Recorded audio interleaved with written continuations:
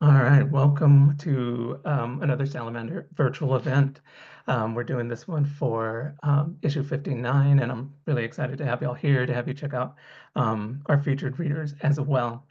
Um, let's see, I did write an introduction. So, and there's going to be an image I'm going to share, and then we'll come back to finish the introduction. So, first off, thank you for joining us for this event. I'm going to go over a few guidelines for our Zoom space. Just please remain muted. You're welcome to share your be on camera if you like, and use the chat for sure. But stay muted at least during the readings. Um, yeah, let's see. I'll also be dropping links in the chat as well that are related to our readers, so look out for those. And then after a short introduction, the order of the readers are going to be Marcy Ray Henry, Danny Lang-Perez, and Gabrielle Grace Hogan. And now with that out of the way, let me set up my introductory image. Just take me 1 second. So I want to make sure, okay, everybody should be seeing a big owl. And I want this kind of in your mind. This is from the artist who also did um, the portfolio for the latest issue. He calls this one a wise owl, and it's like a really big, I was going to say life size, but owls aren't that big, right? So I'm going to stop sharing now, but I wanted to make sure y'all saw that. All right, so each issue of a literary journal is like stepping into a new neighborhood. The streets you walk, the corners you turn, and the doors you pass are unfamiliar at first. But with each page, the map begins to unfold. This metaphor of walking in neighborhoods comes to mind because it is the way I found the art featured in this issue. This is from the intro to issue 59. I came across one of Dale Rogers' sculptures while walking to a neighborhood park in late November, running across a wise owl sculpture just as the weather was beginning to get colder and the shadow of the recent presidential election still hung over many conversations was a surprising yet much needed jolt of wonder and joy. In the months since then, the atmosphere continues to be stark in the world. Spaces like literary journals and virtual events like this, spaces that resist hatred and violence in any form, spaces which conversely celebrate the best of us, whether in the form of literature created or in the form of presence and attention as readers and audience. These spaces grow all the more important and precious every day. Thank you for being here and making space for our shared humanity. And with that said, I'm now going to introduce our first reader, Marcy Ray Henry. So let's see. All right, so Marcy Ray Henry's work is full of sharp turns and soft landings, moving through memory, family, and fleeting conversations with a voice that's equal parts tender, irreverent, and quietly profound. In their poem, this poem appears in, which is the first poem of this issue, what begins as a casual walk home unspools into a meditation on growing up, ancestral survival, and the strange aching limits of language. Capturing how life's most private and public moments often blur, they write, if only we had more than 1 through 10 to describe happiness, sex, last night's Thai food. I'm just giving you one line to go from. This is poetry that drifts and returns, that wonders more than it explains. It's emotionally precise while formally restless, rooted in stillness and always on the move. I knew right away this was the energy I wanted to start the latest issue with. The other thing I want to make sure to mention is that this Marcy's poem in the issue is the reason why I started reading Clarice Lispector. So thank you, Marcy. And here's Marcy's official bio. Marcy Ray Henry is a multidisciplinary Chicana artist from the borderlands who's had motorcycle crashes in Mexican America, Turkey, and Nepal. She is the author of The Body is Where It All Begins, just out from Querencia Press, Dream Life of Night Owls, Open Country Press, 2024. We Are Primary Colors from Double Cross Press, 2023. Her poetry collection, Death is a Mariachi, which is an amazing title, won the Maysarton, New Hampshire Prize for Poetry and will be published this spring. Her work has received a Chicago Community Arts Assistant Grant, an Illinois Arts Council Fellowship, a Pushcart nomination, first prize in Suburbia's Novel Excerpt Contest, and Kaveh Akbar recently chose her fiction collection as a finalist for the George Garrett Fiction Prize. Ray is a professor of English, literature, and creative writing at Wright College, Chicago, a Hispanic serving institution, where she serves as coordinator of the Latin American Latino Latinx Studies Program and received Pi Theta Kappa Honor Society's 2023-2024 Outstanding Educator Award. I apologize if my Greek letters were off. She is a digital minimalist with no social media accounts. Please help me welcome Marcy Ray Henry. Muchas gracias. Happy that you're now into Lispector. We'll have to chat more about it, Jose. Yes. I was recently telling one of my best friends how I tried for a couple of years to become part of the Salamander conversation. So I'm very happy to be here and in the latest issue. So thanks again. I'll read the two pieces that are in the latest issue. The first one is If the Maya Played a Game. Trying to get a ball through a stone hoop, or trying to keep the ball in the air, perhaps reenacting the creation myth, or keeping the sun and the moon in their orbits. And if sometimes the losing team would be executed, at times the winning team as well, it was ritual to the gods. We create one every day. Every day we do it to be loved. We wave our arms at the sky as if someone were watching. We line up to glimpse dead kings, marvel at peopling, crowding, coupling, separating, drafting up exams, instruments of pleasure, music, torture. Looking for a place to sleep on dry land, toddling at times teetotaling. I forgot to add, some games were meant to settle disputes with a rubber ball instead of waging war. I forgot footnotes of good, evil, death, life, hero twins, and some games played for fun. What do we mean when we say be a sport? When we wash habitually, eat chocolate, use the zero, wait, trim hair, record events, sculpt, carve, paint, decorate, mold, narrate, battle axing, conceiving, sacrificing frontline lives in the name of avoiding death. And this poem appears in A Nice Day, A Good Price, a Sears catalog studied all night, a changing room that makes you want to pee as if the bar just closed, and you're walking home knowing it's cold, but not feeling what you need to feel. I say, I never understood what a training bra was for. Train 'em for what? You say the weirdest shit at moments like this, and we walk home like gas elements, too far apart to find each other. I feel the roots creeping under, the stems transcending. What good does it do to look back on that time when I had never read Lispector, before she had ever eaten lobster, when I tied broken shoelaces together, wrote by a bulb without a shade, walked in the rain with my blood all mixed up, where they believed my grandparents walked across the border, when the truth is they walked out of fields, finally overcame the worst of the sun, pesticides, and everything else that finally planted them in the ground like two native crops. If only we had more than 1 through 10 to describe happiness, sex, last night's Thai food, pain, panic, teeth grinding, how badly you want to get home and fart, or stay home on Christmas and just order Thai food. A poem is born in movement, stillness, other people's shoes, in sickness and in stealth. After all this time, I wonder how often we appear in each other. This next piece is Hours Rub the Wrong Way. No use waiting for birds to land, too much out of your control.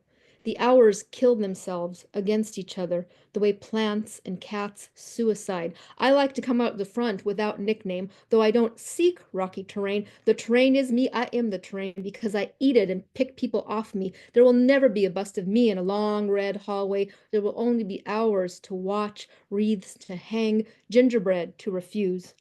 Something in the center of guilt is gummy.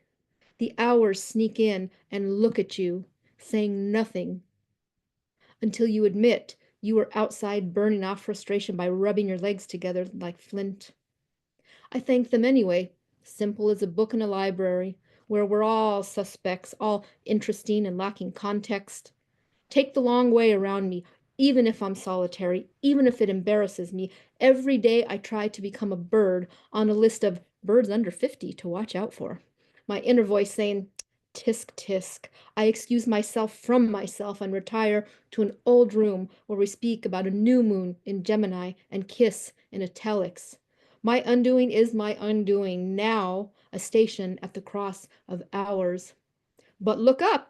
Bitters are tasting better, and trucks do great things in commercials despite rocky terrain. A body dilating like time is not insured, but my mind is eponymous, voodooed with a little scarf tied to the side, starting another hour before the last one is finished. Do you know who I am? I am the one feeling guilty, but interesting and uninsured, flat on my minute by minute face. The hours will leave before me and return before I am awake, as if a John Cage song that can't be both, but could be happy by breakfast. And an AI piece. AI that has all teachers scrambling around figuring out what to do. I played with it the other day and wrote Boogie Pig.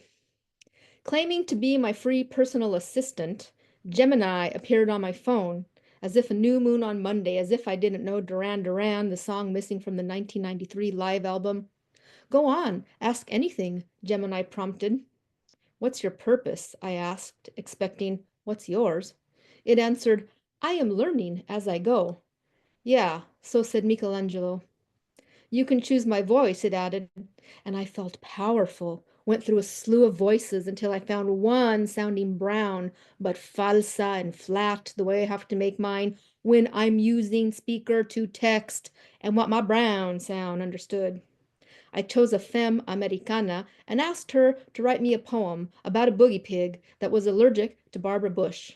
She asked, what kind of animal is a boogie pig? And I said, exactly. She asked if Barbara Bush was a plant or a flower, and I said, maybe. I asked her to write a sestina about photography and rubies. I asked why my nose ran in March, and she said she wasn't qualified to give medical advice.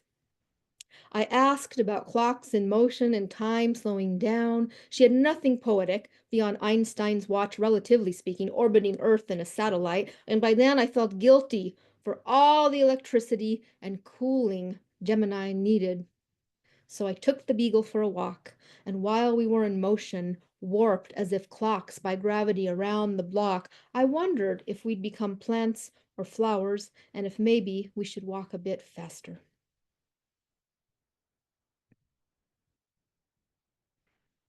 This is I think about you while cleaning the toilet. How you never cleaned one, refused to clean one, said you were in the wrong place and time to be expected to clean one. Maybe you've set off to see the country. Maybe you've been pulled over. I doubt our traffic stops would intersect. I would have liked more snow, but the crocuses are poking out, so let the crocuses live. I have two pieces I'd love to share. They're visual poetic pieces in the latest book from Querencia Press. Thank you. Jose is sharing the first one. I don't speak Romanian, but I'll try to pronounce these. Maybe Dragaica, maybe Sinzianelle. If anger is a brief madness, the period is a week long. Being is the opposite of was. The opposite of something made opposite again is not the original, and neither am I. But I had a boyfriend who told me there's a tradition in Romania where just for one night you can be anything you want. Maybe he said, do anything you want. And for one night, we did. Maybe we tried. What are we in the absence of what we desire? Maybe a brief madness. I've asked every Romanian I meet, and no one has ever heard of it, but I'll keep asking so I can believe. The next piece visual as well is called Aru, and it's also the Field of Reeds, which is the name for the heavenly realm in Egyptian mythology. I could have made it, would have just made it through the buzzing field of reeds into the afterlife, had I not chased tumbleweeds and stopped to wash my whole body as if it were a hand. If only I had entered the right room on my left foot before my heart was handed to Osiris to be weighed like one green apple.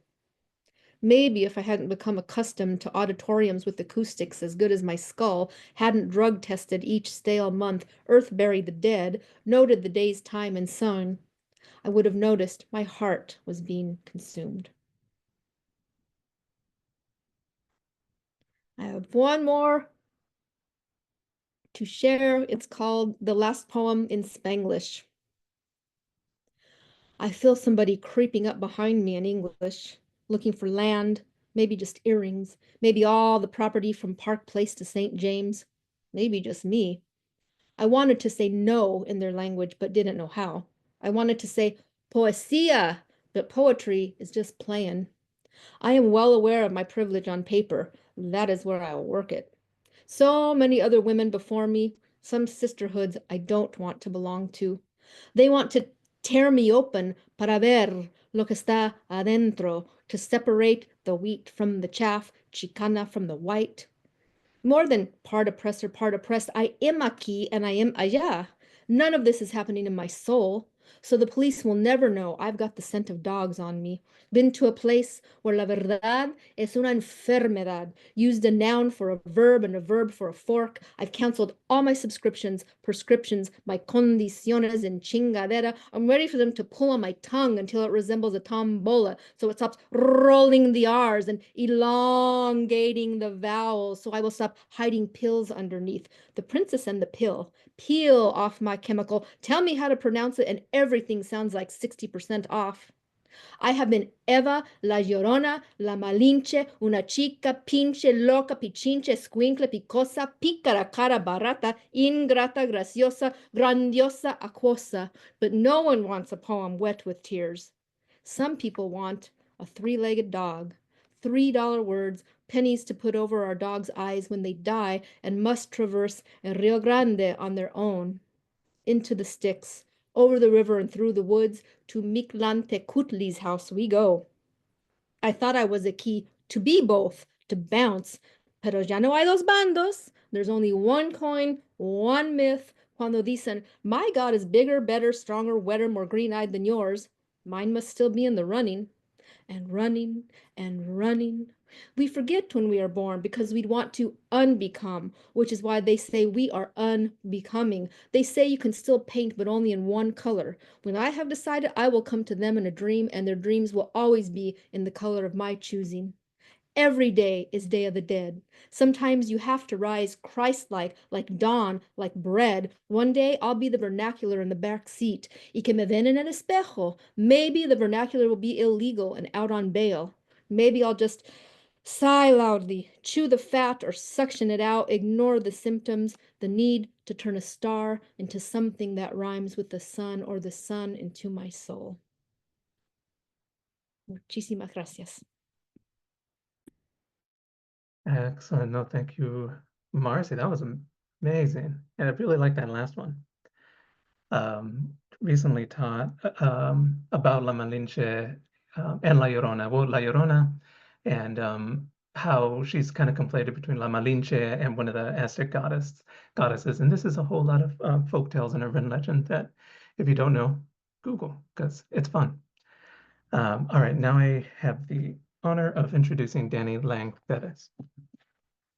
Danny Lang-Perez's short story, Professionals, has the distinct honor of placing second in our 2024 fiction contest. Our judge, Kevin Wilson, said the following on this piece, quote, both the writing and the characters exude a kind of bravado, and it's thrilling to experience these young skaters pushing back against the constraints of the world, dreaming up schemes of revenge against an HOA that is getting rid of their skate park. But under that bravado, the story finds so much tenderness and obvious love for the characters, no matter how unlikely it will be for them to come away from this experience without scars. End quote. We're thrilled to have Danny Lang-Perez here. He is a writer whose fiction buzzes with velocity, heart, and hard-earned humor. The story they're going to read from today is a love letter to the art of skateboarding, skate rat culture, the gravity of friendship, and the unlikely sanctity of a crumbling skate park called The Gristle. And you're going to hear all about it. Um, Danny Lang-Perez is a writer from the West Coast. His fiction can be found in the Kenyon Review, Hobart, and the 2025 Pushcart Prize Anthology. He received his MFA from Vanderbilt University and is pursuing a PhD at the University of Southern California. Please help me welcome Danny Lang-Perez.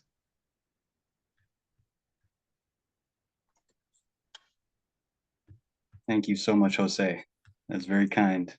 Thank you, Marcy Ray Henry. That was cool as hell. I'm going to read from the just the beginning, first section of the story that appears in this issue. I have never read my work aloud before from a print issue of anything, so this is pretty cool. This story, I think, is for anybody who has ever busted themselves up on a skateboard. Or maybe anybody who's ever stood on one at all. And those are probably about the same number of people. All right. Professionals.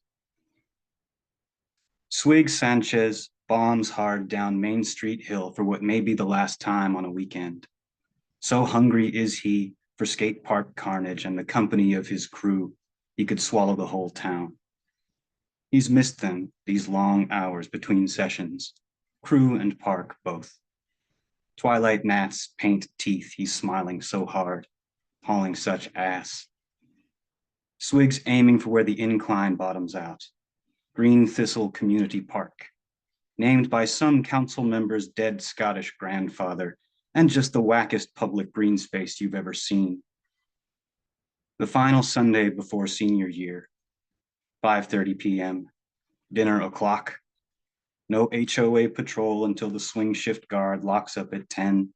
No townies, or traffic, or odious forces for a 5-block radius. Midway down, Swig scopes the bedraggled skate park comprising Green Thistle's northwestern quadrant.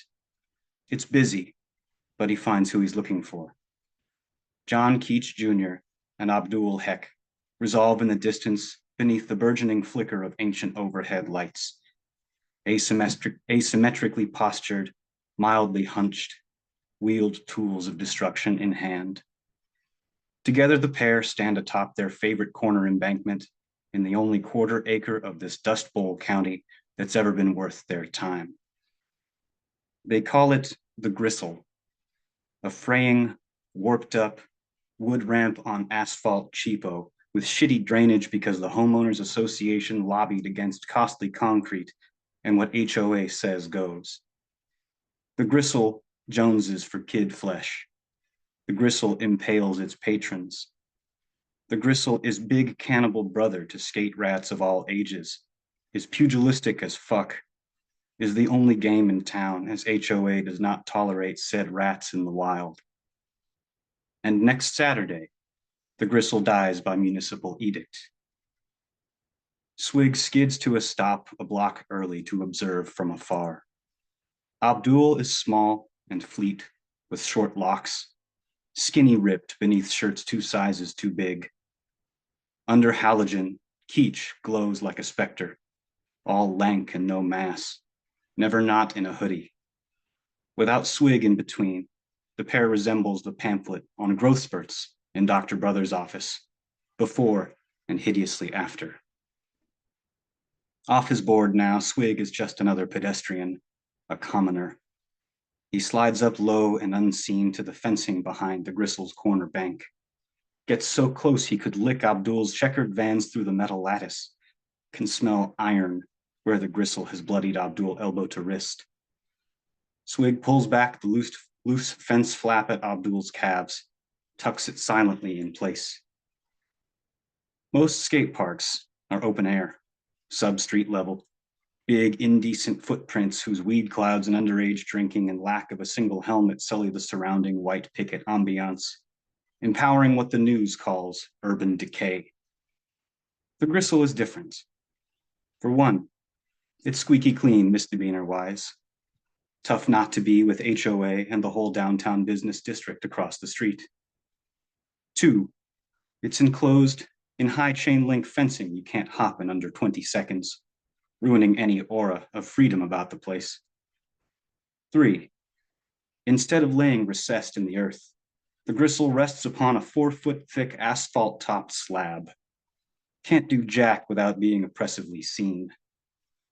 Swig has seen the purloined HOA construction plans labeling these elements safety features.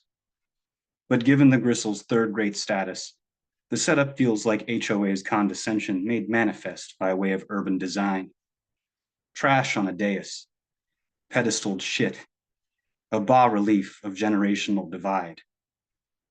It does, at least, allow easy lookout for HOA. It also tees one up beautifully for scaring the bejesus out of one's homies. Swig whips out his phone, starts recording video grained by dusk. He hoists his deck by the nose, reaches it under the slim gap of fence flap, and gooses Abdul up the butt. Abdul flails like a cartoon. He throws his board 20 feet in the air. He shrieks in an octave he should have grown out of by now. He says fuck a lot. The older rats and the scooter kids with wrist guards and all 2 girls are laughing. Swig doubles over, heaving. Keach grins without teeth and doesn't budge. Keach is not a budger. Man, what the fuck, man? Says Abdul, making arms at Swig. He scrabbles down the bank to retrieve his board. A new nickel-sized hunk of grip tape is missing at its tail. Swig comes around to meet them, dapping fists on the way. Fucking dicks, you guys, says Abdul. He scratches at the fresh tape hole. Look at this kid, Keach, says Swig. You see what I'm seeing? A ferocious beast, says Keach. A many-toothed monster. This here little brown skate punk is an act of God, Keach. A hurricane in black denim. Wears gasoline in his veins. He will do much violence on our shins. Abdul is smiling big because he knows Swig and Keach only dunk on him out of love. Man, he says, fuck you guys to death, man. Abdul cracks off down the bank, gets good steam, and front feebles all 12 feet of the flat bar, which is way harder than it sounds. Swig is 17, dusky-haired, invisibly Mexican, and middling to poor in anything not skating or interpersonal relationships. He failed sophomore geometry, but busts front-side kickflips in his sleep. He confuses left with right, but listens to Abdul recount his potato farming dreams front to back and asks questions after. He lives with an aunt he never sees, a nurse who sleeps all day and works all night at a hospital 2 towns over. His mother long dead, though not long enough to forget her face. He has a father somewhere, or nowhere, because what's the difference? He has a girlfriend, Deanna Montrose, for whom he would do literally anything, and to whom he plans to propose on his 18th birthday. Swig posts the Abdul clip to TikTok, turns to Keach, asks, how's the homestead? HOA infestation. Papa John and council finalized demolition today. Fucking fucks, says Swig, posting to Snapchat, Instagram. Keach slips into a spot-on John Keach Sr. Mr. Sanchez, the hub will be an improvement. Oh, indeed, councilman. For the hub will host after-school activities.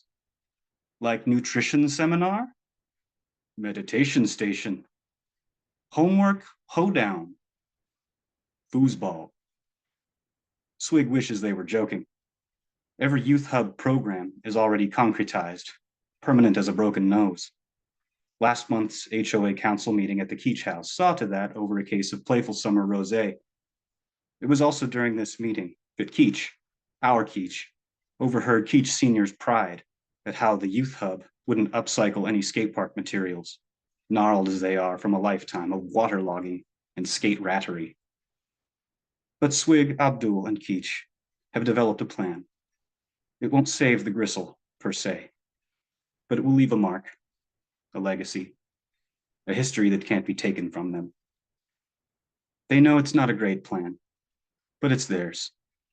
So, Keach changes the subject. Deanna coming by? Soon. They watch Abdul. He's on the same line, hasn't fallen. He airs high out the quarter pipe. The rats bang their boards. He's gonna miss it, says Swig. We all will. HOA has not made Saturday's demolition public, but Keach knows, so Swig and Abdul know. Green Thistle's parking lot is already coned off. Dumpsters have been rented. Jackhammers procured. Scuttlebutt among the rats as they're finally getting concrete. It breaks Swig's heart. But hey, says Swig. But hey, says Keach. What HOA doesn't know is the boys have planned a send-off of their own. Small mountains of legal explosives lay hoarded under the Keach's attic floorboards, in Swig and Abdul's basements, collected over a decade of 4th of July with no clear purpose until this chicken shittest act of HOA politicking. M80s, M1000s, M5000s, quarter sticks, aimed for exactly the reason you think. A few mini buckets of tannerite could blow a hole through the moon. If the gristle is bound for the heavens, says Swig, it goes on our terms. Word. Swig and the boys figure HOA will sooner claim ownership of the destruction than admit foul, unplanned play. Or maybe they'll cry terrorism, set up a tip hotline for ratish, the bad kind, intel, call actual police. Who cares? Truthfully, Swig is less concerned about the send-off than what happens after. In a post-Gristle world without skate park glue to cohere his crew, he assumes they'll stay close. But they barely see each other as is. Tyrannical parents, separate churches, divergent course loads with Keach on the AP route and Abdul going hard in art, and Swig bringing up the rear in basically everything. Or maybe Swig's being stupid. Maybe they'll stay close, just differently, just less. At least Deanna doesn't skate. If anything, she'll see more of him. If anything, at least. And they shall know us by our love, quotes Swig. Word. Our incendiary love. Word. Swig has not told Deanna about HOA's planned demo, to say nothing of the send-off. She's smart, smarter than HOA. If no one else figured them out, she would. Not that Swig thinks she'd ever snitch, but he won't heap undue burden on her. Anyway, the send-off belongs to no one. It's for the world, the universe, God, maybe. Some attempt at balance. So of course he didn't tell her. Never saw the need. Thanks. All right, thank you, Danny. Hit him, throw up some reactions for him. Let's see, add spotlight.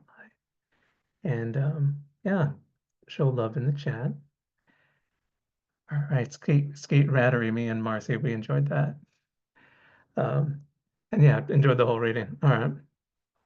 So again, thank you to everybody for coming out, making time. We've got one more reader that I'm excited to introduce. Before I go into the introduction I just want to share, I've been a fan of Gabrielle Grace Hogan for a couple of years now, and there's one poem in particular that I teach called "Take Me in Your Tender Arms, Roll Me in the Dirt." It's a poem published on Glass Poetry Journal. I'll drop the link to it later. But it's a really cool poem, and I teach it as a kind of list poem. So when I drop the link and you go check it out, you can be like, oh, maybe try, see what you can borrow from that poem. I'm always telling my students to borrow from the writers they like. All right, so Gabrielle Grace Hogan brings a piercing, unflinching lyricism to their work. This is poetry capable of holding still in the face of harm, even when the speaker turns away. In their poem, Preservation Method, a carriage horse collapses in the middle of a Dallas intersection. And from that moment of pain unfolds a meditation on complicity, love, and the limits of language to atone. Their voice is clear-eyed and self-interrogating, tracing the difference between witnessing and looking away. Toward the end of this poem, they write, I think, no, there must be more.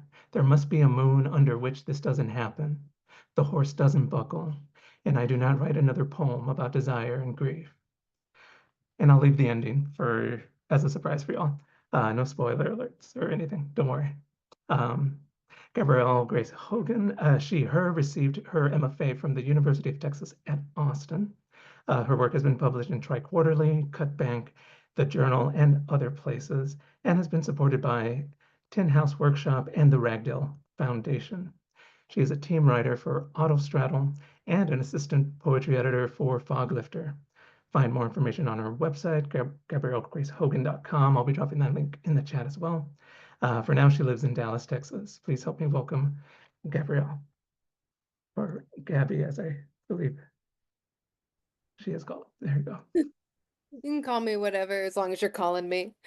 But hello, everyone. I want to just say, thank you so much to Jose for both the very kind words and for publishing me in this issue. I was super excited to get a Salamander acceptance, especially for this poem, or for two poems, but especially the one I'm going to read. And so I'm really thankful for that. And then shout out to Danny and Marcy as well for also reading. And y'all's work is so stupendous. I got to read it when I got the issue, but nothing quite like hearing it read aloud. So thanks for also sharing your work. I really appreciate it. I brought in 3 poems, one of which is in Salamander, and then 2 that are not, but that I think are in a similar register that I'm really excited about. My girlfriend makes jokes to me that she's like, you just can't stop writing about dead animals. What's that about? And I don't know, but that is a theme that's in all of these poems, and I think part of that is my interest in writing about queerness as natural, or writing about the natural versus the unnatural, queer versus non-queer, and sort of these ideas of is queerness natural or unnatural? What does that mean? And morally, at the end of the day, who we are should be morally neutral, I guess. And I shouldn't have to prove versions of my queerness to other people. And so I think that's part of what is the inspiration behind writing about the natural world and writing about animals. Why they're always dead in the poems, I don't know. I guess poets can't resist being sad, I guess is what it is. But I'll jump right in. This first poem is Preservation Method, which is published in Salamander. It's in the car while my lover drives that I see it. The carriage horse on its side on Dallas asphalt. The car stopped behind it, spilling concerned helpers, who cannot help, when it spasms like a fish on a butcher's steel table. I can't describe to you what was happening because I turned away. Grateful, then ashamed for that gratitude, that I could turn away. My lover said nothing, then said, good thing the city's banning them in a couple weeks. But I can only think that the horse can find no comfort in that. Its great rust body stopped at the intersection, tangled in the reins, the carriage white and fluffy as a wedding cake. I wonder if the people it was carrying feel any guilt, or if they are the kind of people to put their dog down after it bit someone pulling on its ears. I wonder, too, if I am much like them, because my lover and I continue to the art museum, take pictures together in a room of salt, while this animal dies in the street, and we know it is dying, and we go off to take pictures together in a room of salt. I'm frustrated by all these moons nowadays, blood and wolf and strawberry, How articles proclaiming last blank moon for the next number of years are fear-mongering for poets. I know this is true, but in this moment in my lover's car, I think, no, there has to be more. There has to be a moon under which this doesn't happen. The horse doesn't buckle, and I can't write another poem about desire and grief, begging to be told their difference, while holding the black, glassy stare of an animal's eye losing light. This next poem is called Abundant Rain is the Name of a Church. In Coweta, Oklahoma, the spinal road leading towards it, freckled with the round, dead keloids of armadillos. I fear that to the armadillos, cars were created as a punishment. For that gossamer passion in humans called hubris, and in animals, instinct. For the insolence it must take to see the other side of a road and decide to cross it. Crushed chunks of scale, mutilated hexagons, half a dark brown coconut spilling blushed milk, flung all along the interstate like pearls hurled when the necklace string snaps. Should I have stopped? No, there was no point. Witness is a gutless act. You are not a hero for looking at the dying thing as it dies. It is like rain on asphalt. It makes no difference. It makes nothing grow. And then this last poem is called A People's History of Suicide. In a cabin in Estes Park, the body is held against itself by shrooms, weed, Adderall, and anxiety. In this cabin, the television seems to put the documentary on itself. And so that is how she comes to see them. On the screen, the elk mothers run with their children sideways up the green damp flesh of the mountain, fleeing the bear mother and her cubs. Wind swollen, the littlest elk stutters, stumbles, falls. Her mother comes back for her, nudging her with that substantial snout, but only once, as the calf stammers again, then again, until what we know is coming comes. She lurches away with a shout. When she looks back at the TV, the elk mother meets her eyes. The film cuts hard to the bear mother and her children, feasting in happy blood, then back to the elk mothers who, stationary with their left child, witness the moment, turn, and carry on. And so that is how they come to leave. The television does not say anything because it is inanimate and does not abide the illusion of free speech. The elk mother does not respond because she is gone. The elk child does not respond because she is dead. I speak. I receive no comment, invite no dialogue. The elk mother leaves, taking with her brood, bird, bear, cat, mountain, cabin, phosphorus taste of the drugs, snow, the endlessness of snow, the frozen water, the flaxen speckles across the water that indicate lives and houses, the endlessness of this night, a fretful need for meeting. But a dead elk is not a thing of meaning. It is a thing of flesh onto which you need meaning to carve its initials. But how disrespectful of the dead. Consider grief an elk. Consider love a goat, watching the knife come towards its throat, hoping the hand holding its head steady knows the worth of mercy. Thank y'all so much. I really appreciate being here. That was awesome. That was awesome. I'm geeking out in the chat. All right, consider grief an elk. That was amazing. Let me add myself there. And all right, no, thank you so much, Gabrielle. And yeah, if we could have another round of applause or reactions for folks. For Marcy Ray Henry, Danny Lang-Perez, and Gabrielle Grace Hogan. Finally, I was telling everybody I've got I'm running solo tonight, so apologies for the delay. No, thank you so much for coming, making time for this. In terms of the magazine, we're making some final decisions for the upcoming issue. We're really excited, and we have I just heard who was selected for the Solano Award, so I'm excited to share that news with y'all. So stay tuned. But yeah, for now, thank you again, and thank you to our readers. I'm gonna stop the recording. Here we go.